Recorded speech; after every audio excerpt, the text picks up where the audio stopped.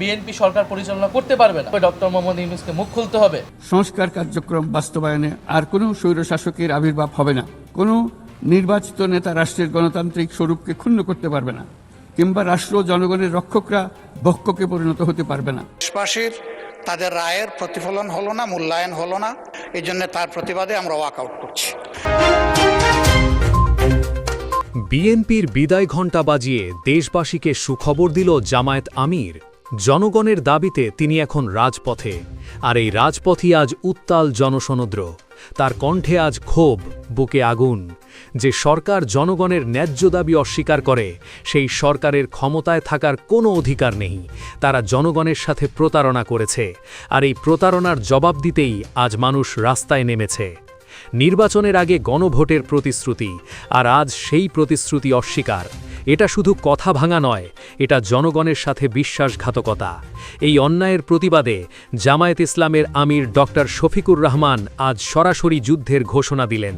তিনি স্পষ্ট জানিয়ে দিলেন, যে সরকার নিজের জবান ঠিক রাখতে পারে না, সেই বেঈমান সরকারকে লাথি মেরে ক্ষমতা থেকে নামানোর সময় চলে এসেছে। বিএনপির বিদায় ঘণ্টা আজ বেজে গেছে। একটু পেছনে ফিরে তাকান, বাংলাদেশের মানুষ কেন এই সরকারকে ভোট দিয়েছিল? কারণ নির্বাচনের আগে বিএনপি বুক চিটিয়ে বলেছিল, আমরা ক্ষমতায় গেলে গণভোটের মাধ্যমে জনগণের ইচ্ছার প্রতিফলন ঘটাব, আমরা সংস্কার করব, আমরা ২০২৪ সালের জুলাইয়ের সেই অমর শহীদদের স্বপ্ন বাস্তবে রূপ দেব। দেশের ৭০% মানুষ সেই কথা বিশ্বাস করেছিল। তারা ভেবেছিল অবশেষে দেশে গণতন্ত্র ফিরবে। কিন্তু ক্ষমতায় আসার পর কি হলো? আজ যখন সেই প্রতিশ্রুতির কথা তোলা হলো, যখন গণভোটের সময় এলো, তখন তারা নির্লজ্জের মতো বলছে এখন সময় নেই। যারা নিজে দেওয়া ওয়াদা রক্ষা করতে পারে না, তারা এই দেশ চালানোর যোগ্য কিভাবে হয়? এই প্রশ্ন আজ কোটি মানুষের। এটি কি কেবল রাজনৈতিক অবস্থান বদলানো, নাকি এটি সরাসরি জনগণের সাথে এক চরম কুৎসিত প্রতারণা? 17.5 কোটি মানুষের বিশ্বাসের ওপর আজ এক ভয়াবহ কুড়াল মারল বিএনপি। বেইমানি আর প্রতারণা সব সীমা আজ ছাড়িয়ে গেল। যে গণভোটের প্রতিশ্রুতি দিয়ে তারা ক্ষমতার মসনদে বসেছিল, আজ সেই জনগণের রায়কেই তারা ডাস্টবিনে ছুঁড়ে ফেলে দিল। কিন্তু খেলা এখানেই শেষ নয়। ঠিক এই মুহূর্তে রাজপথ থেকে ধেয়ে আসছে এক বিশাল আগ্নেয়গিরি। জামায়াতে ইসলামের আমির ডাক্তার শফিকুর রহমান আজ সরাসরি যুদ্ধের ঘোষণা দিলেন। তিনি স্পষ্ট জানিয়ে দিলেন, যে সরকার নিজের জবান ঠিক রাখতে পারে না, সেই বেঈমান সরকারকে লাথি মেরে ক্ষমতা থেকে নামানোর সময় চলে এসেছে। বিএনপির বিদায় ঘণ্টা আজ বেজে গেছে। একটু পেছনে ফিরে তাকান, বাংলাদেশের মানুষ কেন এই সরকারকে ভোট দিয়েছিল? কারণ নির্বাচনের আগে বিএনপি বুক চিতিয়ে বলেছিল, আমরা ক্ষমতায় গেলে গণভোটের মাধ্যমে জনগণের ইচ্ছার প্রতিফলন ঘটাব, আমরা সংস্কার করব, আমরা ২০২৪ সালের জুলাইয়ের সেই অমর শহীদদের স্বপ্ন বাস্তবে রূপ দেব। দেশের ৭০% মানুষ সেই কথা বিশ্বাস করেছিল। তারা ভেবেছিল অবশেষে দেশে গণতন্ত্র ফিরবে। কিন্তু ক্ষমতায় আসার পর কি হলো? আজ যখন সেই প্রতিশ্রুতির কথা তোলা হলো, যখন গণভোটের সময় এলো, তখন তারা নির্লজ্জের মতো বলছে এখন সময় নেই। যারা নিজের দেওয়া ওয়াদা রক্ষা করতে পারে না, তারা এই দেশ চালানোর যোগ্য কিভাবে হয়? এই প্রশ্ন আজ কোটি মানুষের। এটি কি কেবল রাজনৈতিক অবস্থান বদলানো, নাকি এটি সরাসরি জনগণের সাথে এক চরম কুৎসিত প্রতারণা? আজ জাতীয় সংসদ ভবন এক ঐতিহাসিক নাটকের সাক্ষী হয়ে রইল। ভেতরে তখন টান টান উত্তেজনা। বিরোধী দলগুলো যখন চোখে চোখ রেখে প্রশ্ন তুলল, কোথায় গেল সেই গণভোটের প্রতিশ্রুতি? কেন নির্বাচনের আগে বুক চিতিয়ে বলা কথাগুলো আজ গিলে ফেলছেন আপনারা? তখন সরকারের পক্ষ থেকে এলো চরম ধৃষ্টতা। তারা শুধু অস্বীকারই করল না, বরং কৌশলে দাবিগুলোকে পাশ কাটিয়ে যাওয়ার চেষ্টা করল।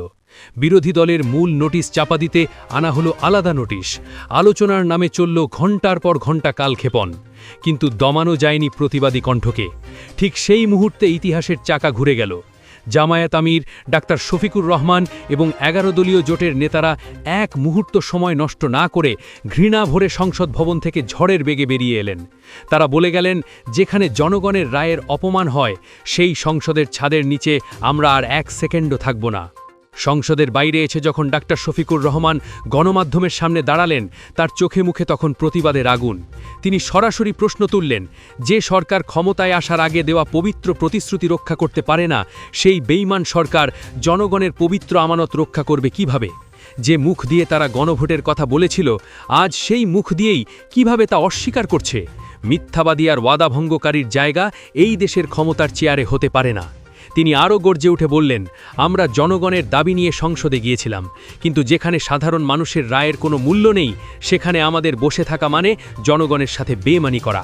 আমরা সংসদ ছেড়ে দিলাম, এখন থেকে আমাদের ঠিকানা হবে রাজপথ। জনগণের পাহারাদার হয়ে আমরা শেষ রক্তবিন্দু দিয়ে লড়াই চালিয়ে যাব। এই বেইমান সরকারকে আর এক মুহূর্ত সময় দেওয়া হবে না। তার এই একটি হুঙ্কারে আজ পুরো দেশ যেন আগ্নেয়পিণ্ড হয়ে উঠেছে। ডাক্তার শফিকুর রহমানের আহ্বানে মুহূর্তের মধ্যেই 11 দলীয় জোটের হাজার হাজার নেতাকর্মী রাজপথে নেমে এলেন। ঢাকার রাজপথ আজ মিছিলে মিছিলে সয়লাভ। তাদের একটাই স্লোগান, গণভোট অস্বীকারী এই বেইমান সরকারকে এখনই বিদায় হতে হবে। রাজপথের এই গণজোয়ার দেখে বোঝা যাচ্ছে, বাংলাদেশের মানুষ এখন আর আগের মতো নেই। তারা জানে কিভাবে অন্যায়ের বিরুদ্ধে দাঁড়াতে হয়, তারা জানে কিভাবে স্বৈরাচারের মুখোশ খুলে দিতে হয়। 2024 সালের জুলাইয়ের বিপ্লবীরা আজ আবারও সংগঠিত হচ্ছে। জামায়াত আমির প্রমাণ করে দিলেন, তিনি ক্ষমতার মোহ ত্যাগ করে জনগণের কাতারে দাঁড়াতে জানেন। রাজনৈতিক বিশ্লেষকরা বলছেন, গণভোট অস্বীকার করে বিএনপি নিজেদের পায়ে নিজেরা যে বিষাক্ত কুড়াল মেরেছে, সেই ক্ষত থেকে বাঁচার আর কোনো পথ নেই। এই একটি হঠকারী সিদ্ধান্তে তারা একসাথে 3টি বড় জিনিস হারালো। প্রথমত, জনগণের বিশ্বাস। যে সাধারণ মানুষ তাদের ভোট দিয়েছিল, তারা এখন বুঝতে পারছে তাদের সাথে বড় ধরনের প্রতারণা হয়েছে। দ্বিতীয়ত, জোটের ঐক্য। যে জোট সঙ্গীরা একই মঞ্চে দাঁড়িয়ে গণভোটের পক্ষে কথা বলেছিল, তারা এখন বিএনপির বিরুদ্ধে রাজপথে নেমে এসেছে। তৃতীয়ত, নৈতিক ভিত্তি। গণতন্ত্রের কথা বলার আর কোনো অধিকার বিএনপির থাকল না, কারণ গণতন্ত্রের সবচেয়ে বড় হাতিয়ার হল জনগণের রায়, আর সেই রায়কেই তারা আজ পায়ে মারিয়েছে। ইতিহাস সাক্ষী, যে সরকার জনগণের বিশ্বাস হারায়, সেই সরকার বেশি দিন টেকে না। গণভোট অস্বীকার করে বিএনপি এখন পতনের সেই পিচ্ছিল পথেই হাঁটছে। ডক্টর ইউনূসের সেই কড়া সতর্কবার্তা আর জামায়াত আমিরের এই চূড়ান্ত বিদ্রোহ আজ এক বিন্দুতে মিলেছে। পরিবর্তনের যে হাওয়া আজ বইতে শুরু করেছে, তা খুব শীঘ্রই এক প্রলয়ঙ্করী ঝড়ে রূপ নেবে। বাংলার মানুষ আজ জেগে উঠেছে। তারা হিসেব রাখছে প্রতিটি মিথ্যাচারের, প্রতিটি ভাঙা প্রতিশ্রুতির। সময় যখন আসবে, তখন জবাবটা হবে অত্যন্ত কঠোর। বিএনপি কি এখনও সিদ্ধান্ত বদলাবে, নাকি এই পতনের পথেই এগিয়ে যাবে?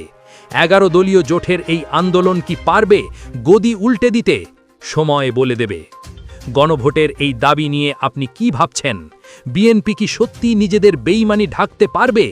জামায়াত আমিরের এই কড়া হুঙ্কার কি দেশের রাজনীতিতে নতুন কোনো বিপ্লবের আভাস? আপনার মূল্যবান মতামত নিচে কমেন্ট করে জানান। আর দেশের এই উত্তাল পরিস্থিতির প্রতিটি মুহূর্তের ব্রেকিং আপডেট পেতে আমাদের চ্যানেলটি এখনই সাবস্ক্রাইব করে বেল আইকনটি চেপে রাখুন। ভিডিওটি শেয়ার করে সত্যকে ছড়িয়ে দিন সবার মাঝে। আমরা থাকব প্রতিটি আপডেটে, প্রতিটি মুহূর্তে আপনার পাশে।